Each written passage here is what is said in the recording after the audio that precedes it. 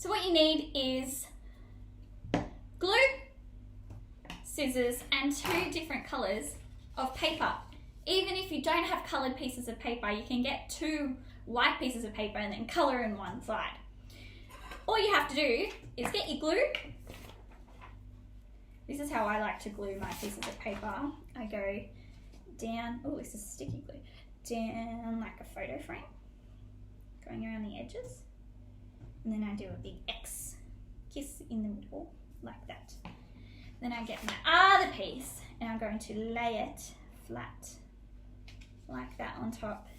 And I'll stick it together. So now when I flip it, it's going to be the blue side. I need to cut this into 20 counters. They're not counters, it's a piece of paper, Miss Van, but I'm going to use them like counters to help me with my counting. So all I'm going to do is cut a strip.